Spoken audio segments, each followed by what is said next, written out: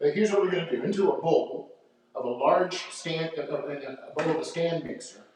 If you don't have a stand mixer, you can do this by hand. It's been done for 1,000 years by hand. But I recommend a stand mixer because we're going to knead this dough quite a little bit. All right, so the first thing we're going to do is, and I'll talk about this too. When I use a stand mixer, I like to add my wet ingredients first so that I don't necessarily have flour stuck to the bottom. But we're not going to have that much dough in here, so we're going to go backwards this time. We're not going to do necessarily in the order that I would normally do it. So here comes the flour. Oh, she said there wasn't a way that she was talking about. Here's what I got. I'm just coming out here and I'm not in my place. So we're going to start out with 425 grams of all-purpose flour. You can use bread flour in this because we're coronavirus, but typically you're going to use some unbleached all-purpose flour with this. And that's 3 cups, 3 1/4 cups of all-purpose flour. So I'm going to go ahead and add my 425 grams of unbleached all-purpose flour.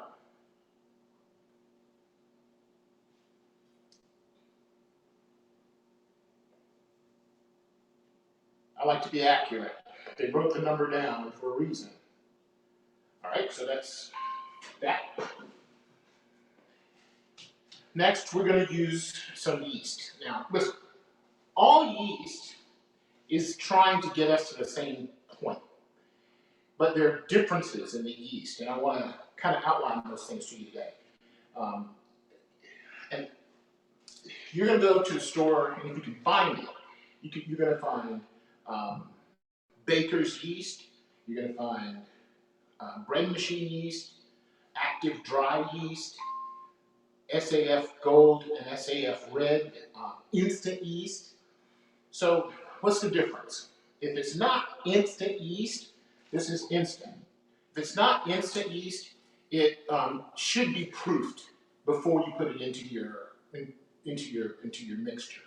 So, but we're not gonna. You don't have to worry about that. If your yeast is good, you think it's good, we're gonna go ahead with it. But I like to use instant yeast. It's what professional bakers use, and we can mix it directly into our ingredients without having to proof it. Okay.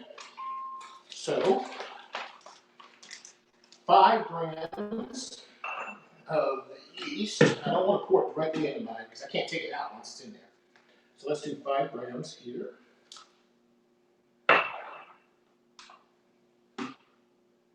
Make sure I zero out the scale.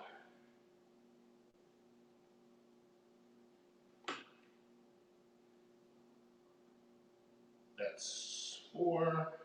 And it's not as much yeast as as you might think, because this is a long proving time. So you use less yeast in the beginning when you're going to prove something, when you're going to ferment something or prove it, or let it sit in the refrigerator overnight. It's going to take a long time, then you don't need as much yeast to get started. Usually when you're looking at a recipe, you can tell that the yeast and the salt are generally within a few grams of each other. But in this case, we're going to use a little less yeast than we typically would. So there's my 5 grams of instant yeast. I can mix that directly in. And let's see, what are my things? Now, I've said this 1,000 times, but we got so many new members. Welcome, you guys. Thank you for stopping in. Yeast and salt don't get along with each other. So if you put them into a mixture like this, a bowl like this, you're going to put your yeast on one side and salt on the other. Or you just do what I just did, is take your yeast and mix it into your flour and add your salt, and you're going to be fine. And in this case, we're using kosher salt. You can use regular salt, but this recipe calls for kosher salt. And we're going to use 8 grams. So I would have expected to use 8 grams of yeast had I not known that we were going to be putting this into a long fermentation process. 8 grams. I should do this in a separate container, but I control this pretty good. Kosher salt is much bigger crystals than table salt. And there are conversion charts you can find online that will tell you, well, if you've got kosher salt, you're supposed to use table salt. Here's what the conversion is. But if you've got kosher salt, use it. Then 5 large eggs. But what we're going to do is we're going to make sure that this is mixed together. I've got my salt and yeast and flour in here, and the yeast and the salt will, they'll behave themselves because the flour is acting as a barrier to all of this. So, got my salt, got my yeast, got my flour, 5 large cold eggs. Let's talk about that. This, because we're going to need this dough for a long period of time, it is going to warm up on us. It's going to get warm as you have to do an intense mix, which is what this is. So we kind of want to keep this whole recipe around room temperature. And in order to do that, with all this mixing we've got to do, we need to start out with cold ingredients so that by the time it works up, the temperature works up, it stays around 75 degrees, which is about room temperature. So let's crack 5, 1,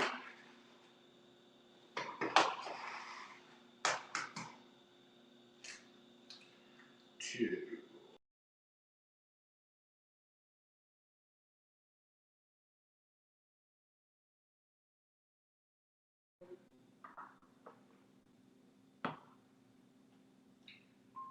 4,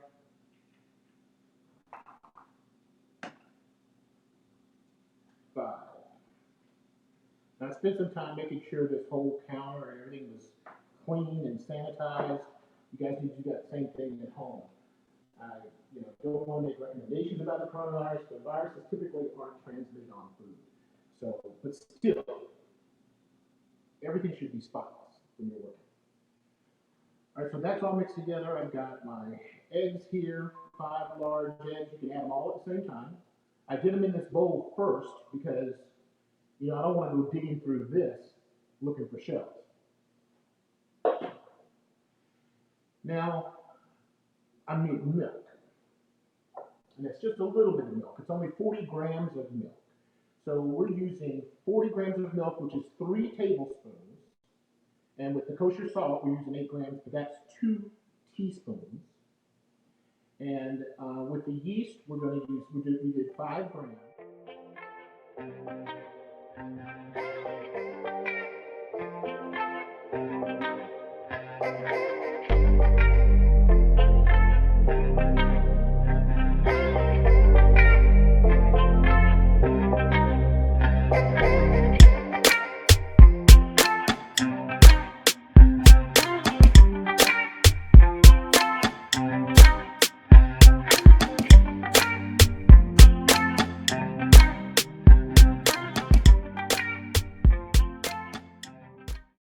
Somebody help me out. So let's mix this until on first speed.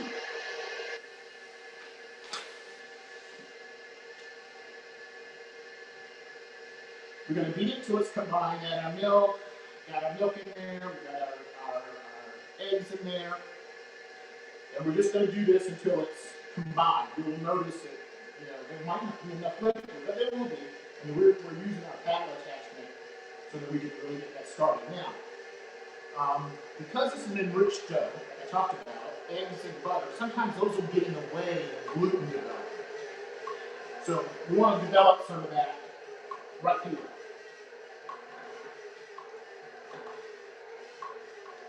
I'll show you what this looks like here in just a second. But what I'm watching for is that the bottom of the bowl is going to be, I don't want all that flour sitting on the bottom of the bowl.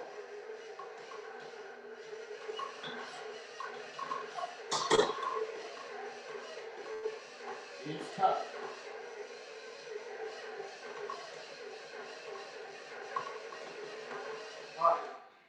Now, let's switch over to our dough hook. I hope you can see me all right, because I can't see you. So let's use our, use this.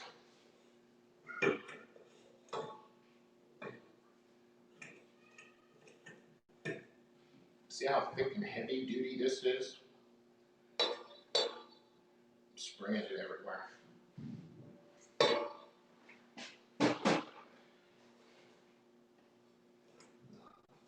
See what this looks like?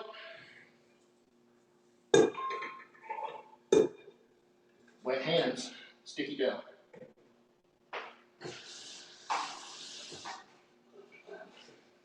I'm just going to make sure all this flour's off the bottom down here before we switch over. This is what it looks like. See, that's nice and tough. Lots of eggs in here. We're going to add our butter, and it's going to look nice. But you see how tough that is already? Let's switch over to our dough.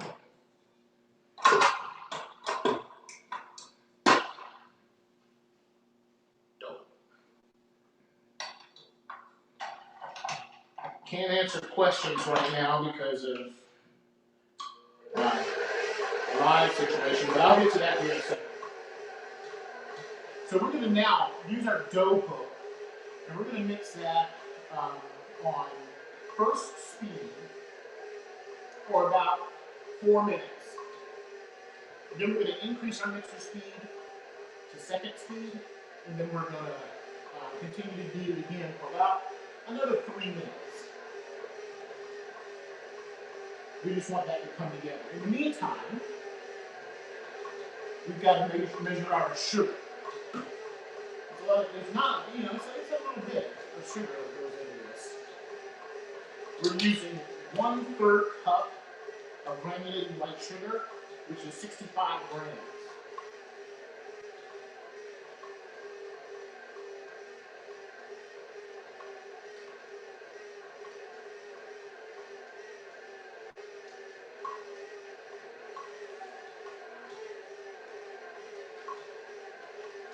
There it is.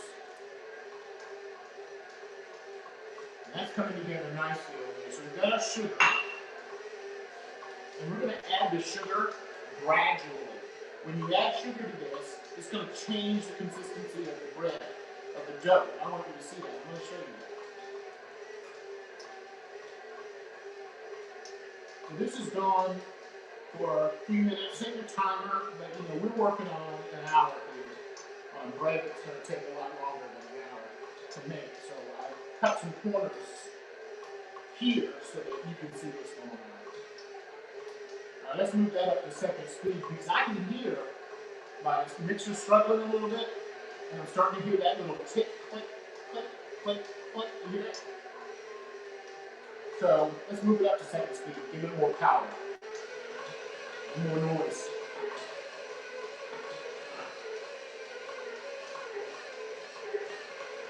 Now, about our butter. Some recipes will say use softened butter, but I'm all about using cold ingredients when I want something to be at room temperature after you mix it. I think you'll see that this is an intense mix. So with our butter, the directions I gave you said to take 2 pieces of parchment paper and pound it until you get it into little pieces, and you can do that. That's great. That's what I would recommend. But for the sake of time, I know a little shortcut.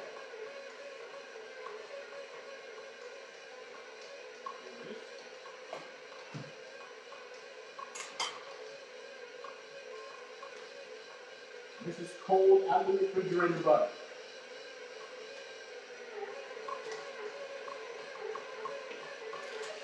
I'm just going to take it, and this is the same thing. You can take a bench scraper and just go really, really fine like that, and it's fine. You can even go half, and then cut it some more. All you want to do is make it such that it's easy for the dough to take up this kind of fat, this much fat.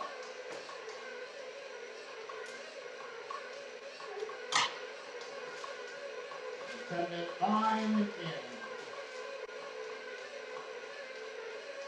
could be a little bit colder. Alright, so I can see that this is starting to look like something. It looks like dough. But I'm going to show you.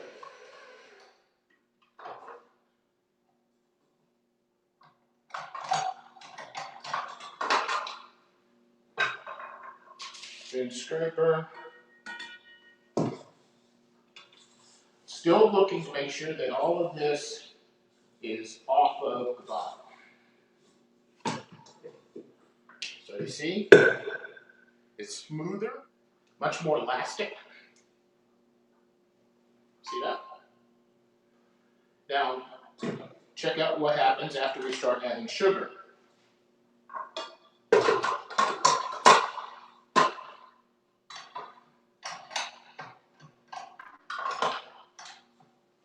And we're going to add the sugar gradually, okay, on second speed.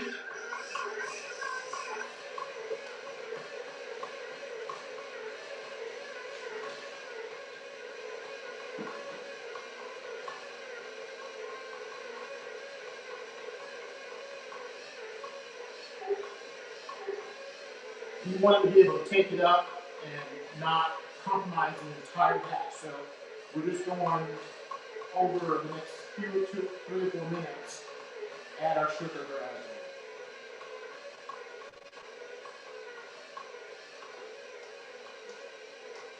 Now I'm a little pressed for time, so I'm a little faster. Don't do that. Do it like the recipe says. Over 5 minutes, add the sugar gradually. And this is looking great. As a matter of fact, let's check to see what temperature this is.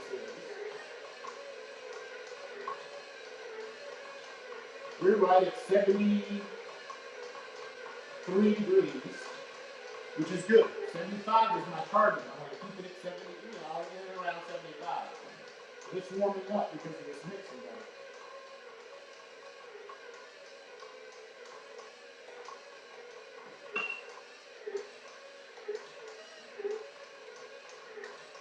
One of the reasons why we want our dough to sit in the refrigerator or bulk ferment for a long period of time, cold bulk fermentation, is so that we add complexity and flavor to the bread. I think I mentioned that.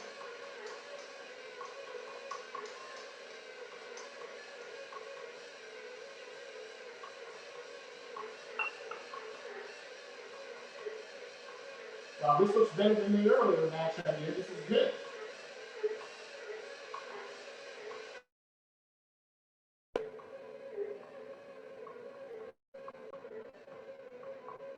Now, I had a couple of questions this week about proofing.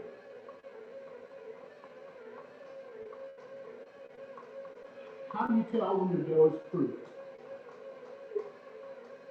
Well, one of the ways is, let's talk about two things. Proving and how do you know when it's been kneaded enough? We're going to prove it, and looking at the timetable given you in the recipe.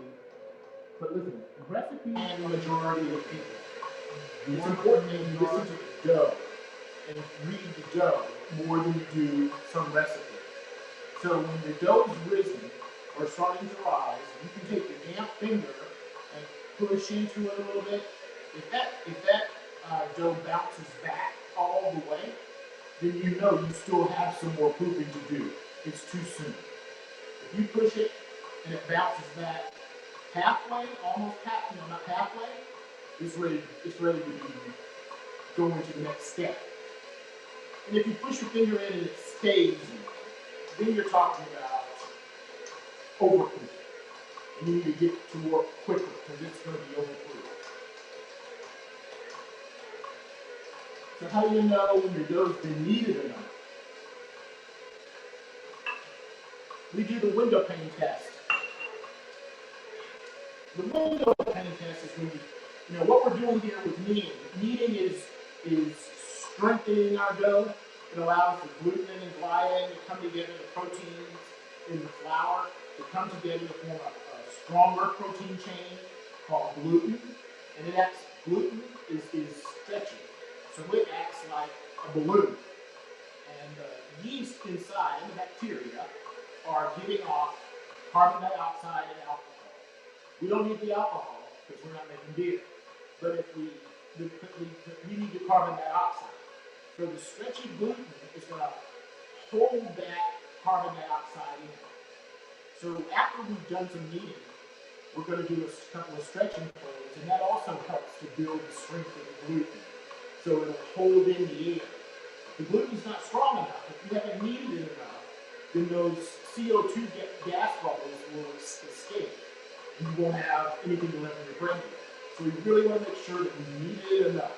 And how do we know when we kneaded it enough is that we can do a little test called the window pane test.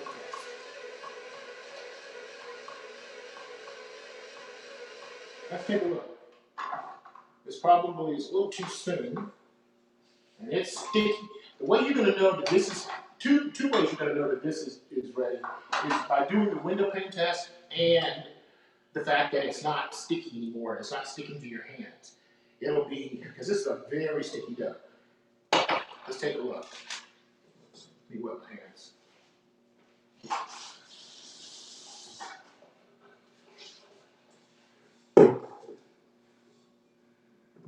Can you see this? See how elastic that is? So I'm going to take a piece and I'm going to stretch it and see how elastic it is. And if it, see that? You can almost see through that without it tearing and breaking.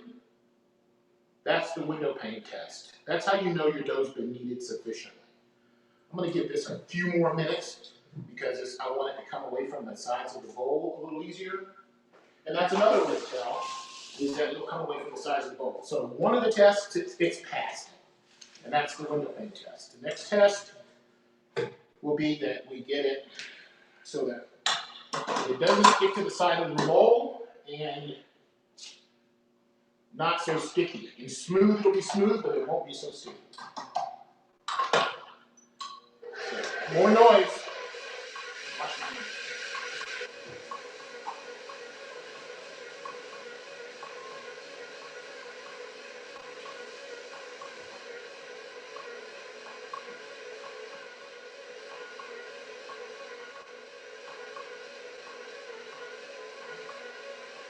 It's almost time to add this butter, which is going to make it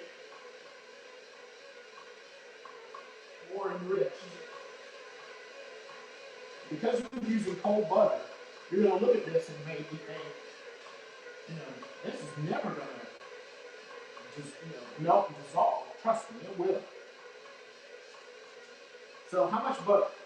We're using 1 cup, which is 225 grams of cold, unsalted butter, which is 2 sticks of butter, basically.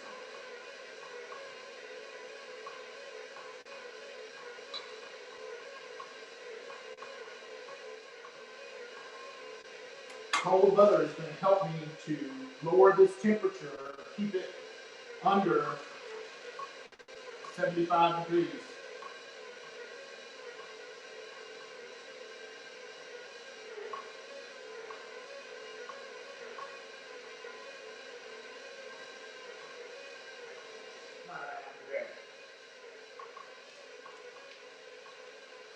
Any questions you have, I do my best to answer them all, but we've got moderators and on board now that can help with that, because there's a lot of talent in this group. There's a lot of, there are people in this group that can really help you. And just post your questions and they'll, if the question's answered and I think it's answered sufficiently, then, you can go ahead. Or I might chime in. But what we want to do is get you involved, get everybody as involved as possible. Show us pictures, particularly you new guys, show us pictures of the bread you're making. And one thing I want all you new guys to do today is in the comments, tell us where you're from in the United States. We've got people in the United States, in Great Britain, in South Africa, in Korea, in Italy, that have joined our group, and they bring a plethora of knowledge and experience along with them, different breads. So it's nice to know where you all are from.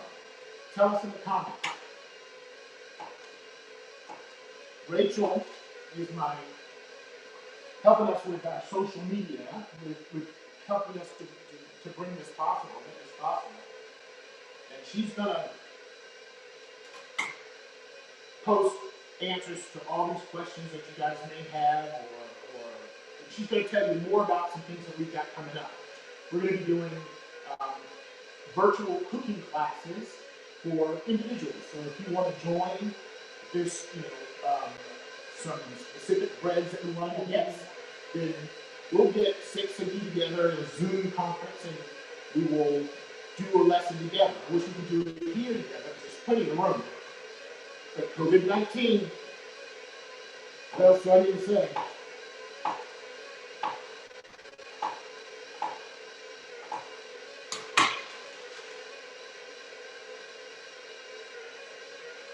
This is looking good. And it's a long mix, guys. We're not going to stay with it that long.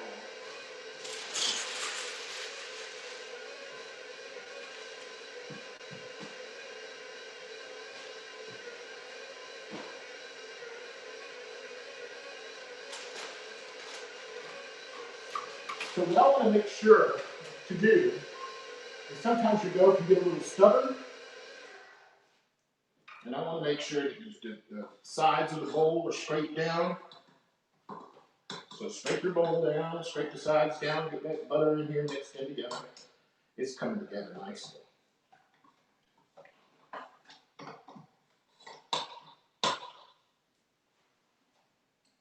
So we're going to need this, for a little while here. I'm going to turn it up just to get us further down the road. And you can always watch these back.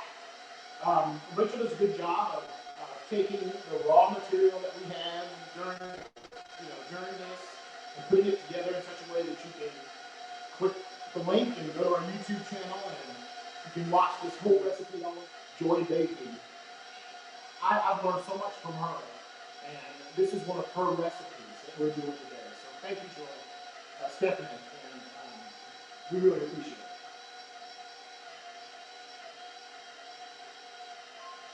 So let's do this. We're going to knead that until it cleans the bowl, until the butter is completely gone, and it passes the window pane test again. But for the sake of shortness, for the sake of time, we're going to go on with the recipe. I just want to make sure my counter is clean. Again, coronavirus.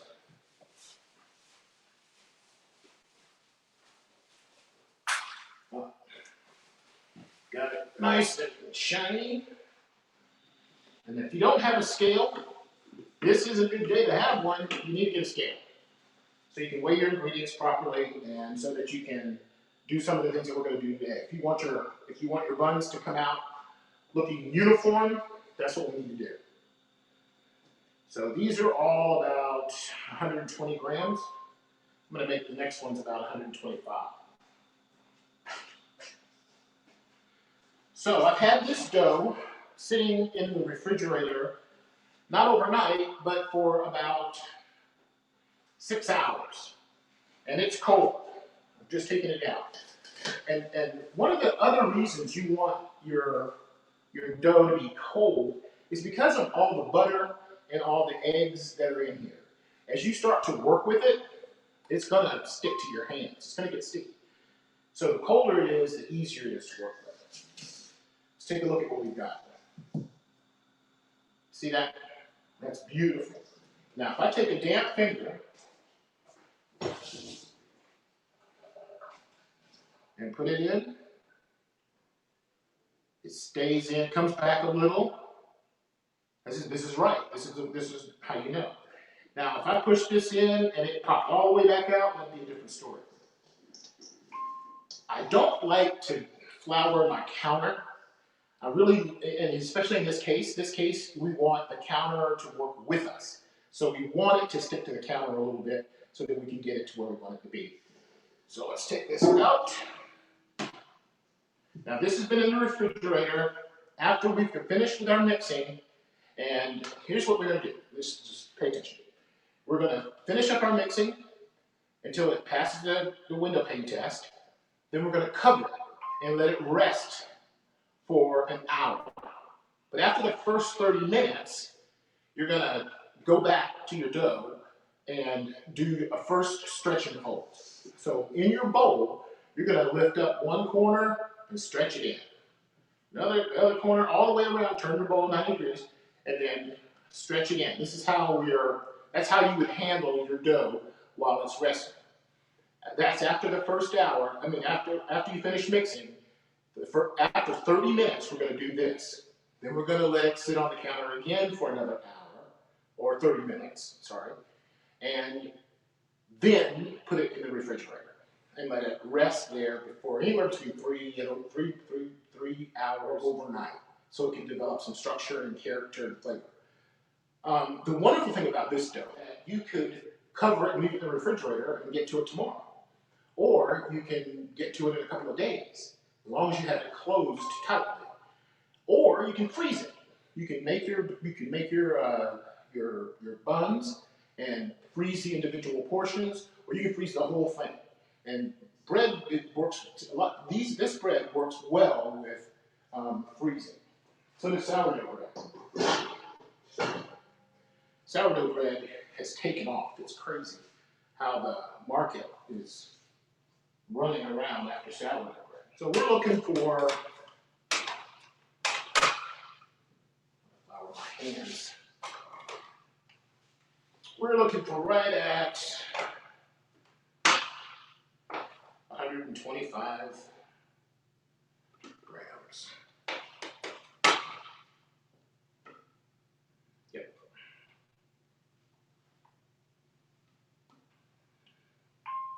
I'm anal about this. 125 grams each, and they'll look nice and uniform. Whoever you're having over for dinner is going to think, my goodness, where'd you buy those? You know, sometimes I'm really lucky and get these things right away. Now, what I'm doing here, I can form these right now, but what I'm actually doing is giving it some time to rest after I messed with it. Gluten strands, I like to think of gluten strands as muscle. And if you work it, it's going to get tighter and tighter. So you want it to relax a little bit. If your dough ever fights you, or you're rolling it out and it comes back towards you, just relax and let the dough relax for about 5 minutes. It'll change everything.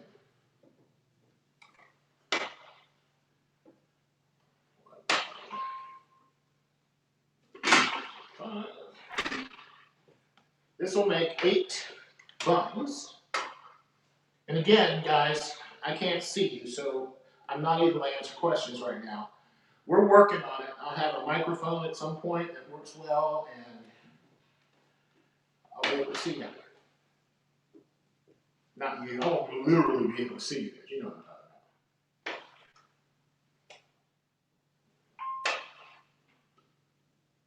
talking about. 6. 1, 2, 3, 4, 5, 6, 7, 8. It's going to be over. Yep.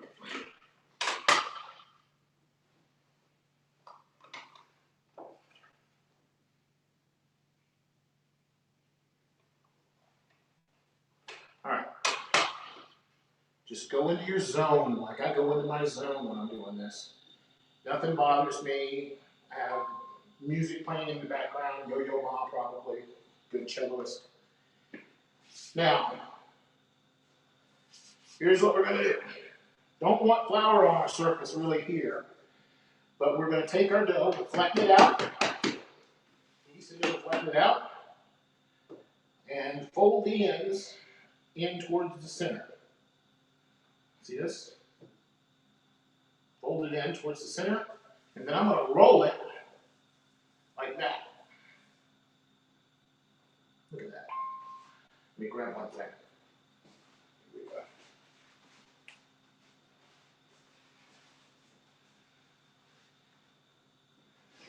Take your next one. Flatten it out. You can use a rolling pin if you want, but you really don't need to.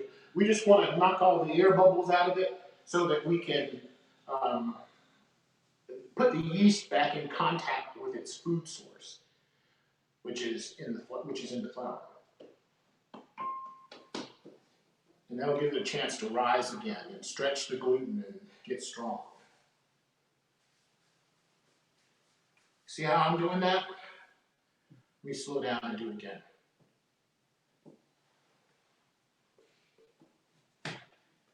I'm just going to flatten it out with my hands. And then we're going to take it and just fold the ends in towards the center. Just like this. And then when we roll it, that seals the bottom for us.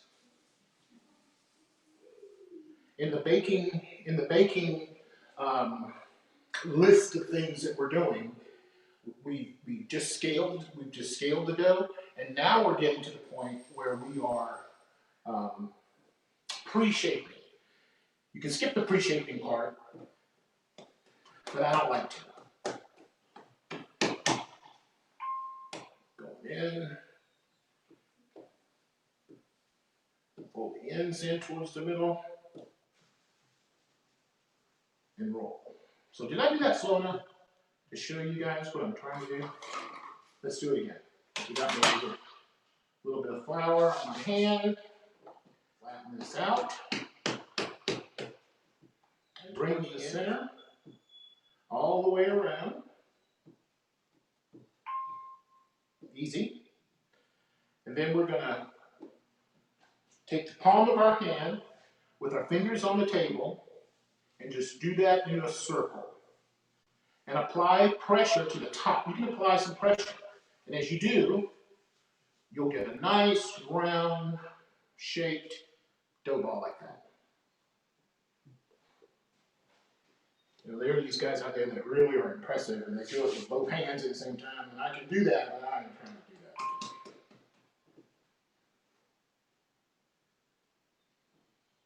that. Fold the ends in, make it a little ball.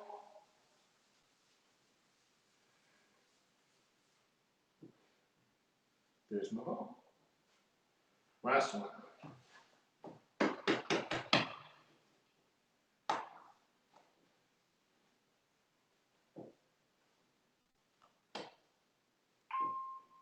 So stretching it a little bit, folding it in, and then now we're doing this.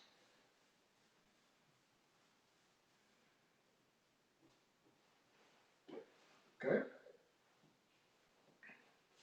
1, 2, 3, 4, 5, 6, 7, 8. That's 8 of them. Now, I use, because I'm ridiculous, a little mold. These are little hamburger molds, silicone hamburger molds, and you don't need this. Really, you don't. You just take a piece of parchment paper and put it in here. These parchment paper pop-ups work really well. You just pop a piece of parchment paper in and separate them like that. But since I have this, I'm going to use it. Now, how do we keep this? It shouldn't stick very much, but I don't like shouldn't. I like won't. So usually I would use some semolina flour. It's real coarse, and it will keep your bread from sticking to surfaces. And in this case, can't find my semolina, so I'm using some cornmeal. Just a little bit. And that will give the bottom of your brioche a little crunch. It's actually very nice.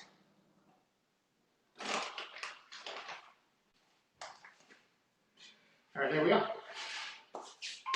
I'm going to go back one more time now that these are rested in the same order. And I'm going to give them the final shaking. That's beautiful.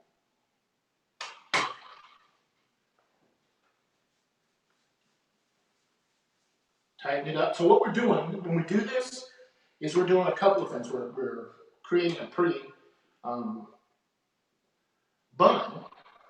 but we're also creating tension. And that goes back to what we were talking about before with the gluten being a bubble or the balloon that holds in the gases. We want to create tension across this surface so that when the dough rises, we capture as much of the CO2 as we can without much of it escaping. That way we get a nice, big, beautiful rise.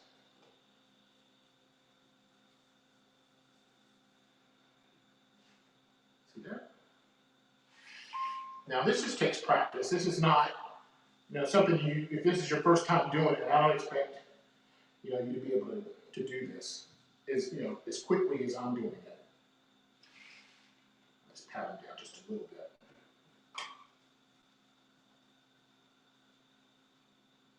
Nice and good. Two more.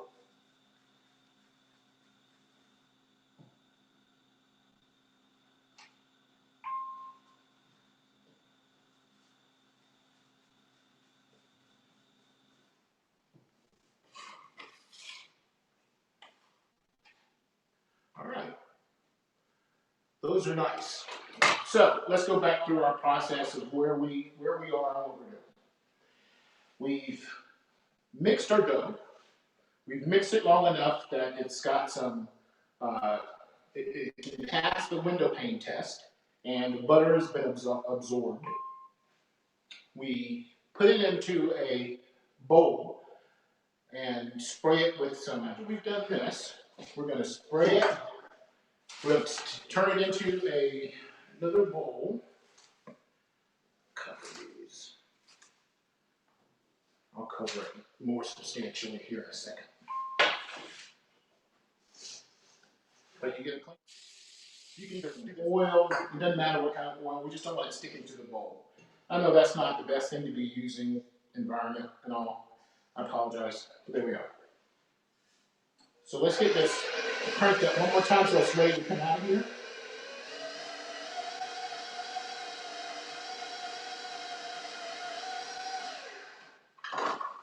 And we would take this now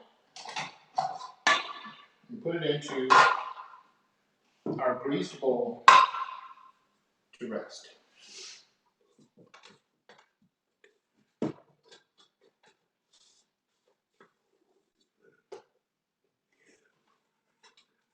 There it is. Nice and strong. Then what I'm going to do is do the first little, just making sure everything is in its right place, by turning the bowl, grabbing the ends, holding it in towards the middle. That's what a stretching bowl is. And then I'm going to turn this dough upside down so that the one part's on the bottom, and there you are. So now we're going to cover that, like we talked about. We're going to cover this and let it rest for 30 minutes. We'll do our first stretch and folds. And then we're going to cover it and let it rest another 30 minutes and at room temperature. And after that, we're going to sit it in the refrigerator for between 3 and 12 hours. It'll be done after about 4 hours, it really will, 3 hours. But it's up to you. Don't rush this because you want hamburgers tonight. Don't rush this. So now, covering this and letting that rest for 30 minutes. Then,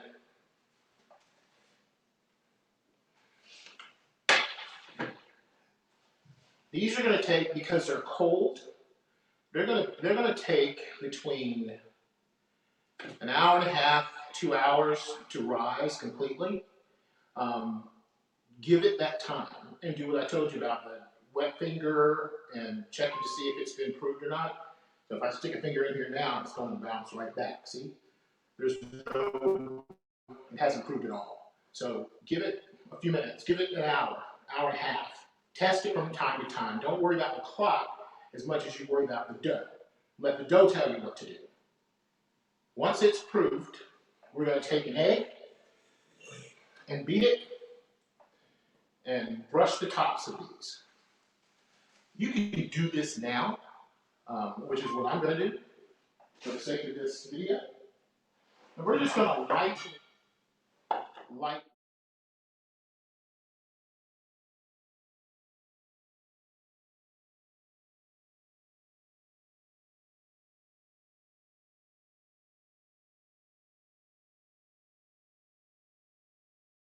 Now, I like to wait, generally I like to wait until after these have proved before I do this, but you really don't have to. You don't have to.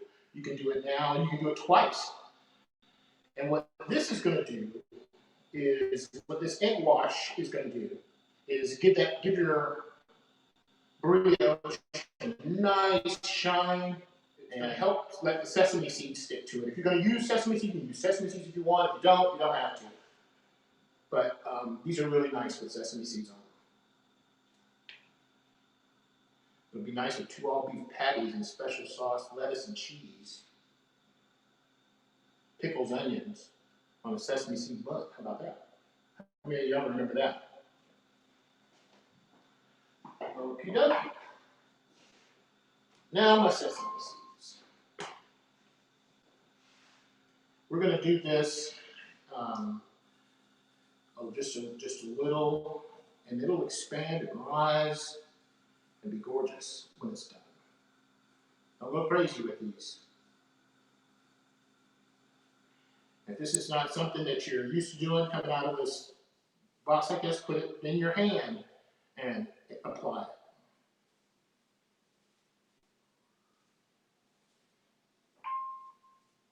So I'm about an hour or two ahead of you right now.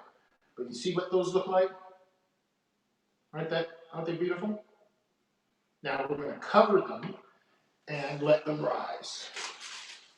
And just before they go back in the oven, if you want to, you can, well, no, we got sesame seeds on them now, so we're not going to reapply the egg wash.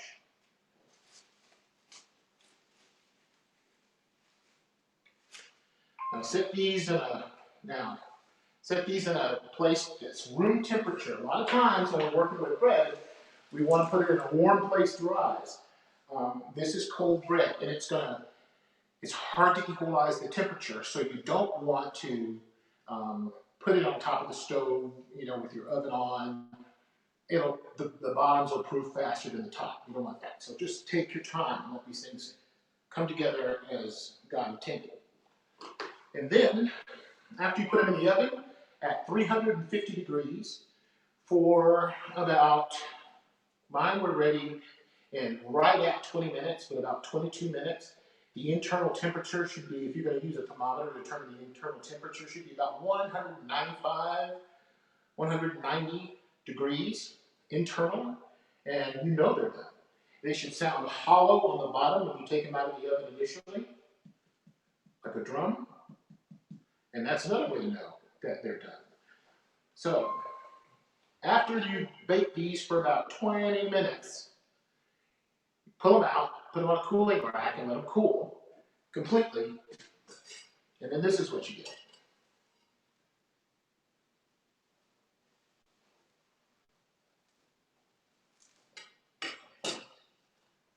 Look at that. This is gross with my fingers. But I'm a baker. You expect me to have dough on my hands. Look at that. Isn't that beautiful? That's an incredible crumb. See that? That's just beautiful. The taste,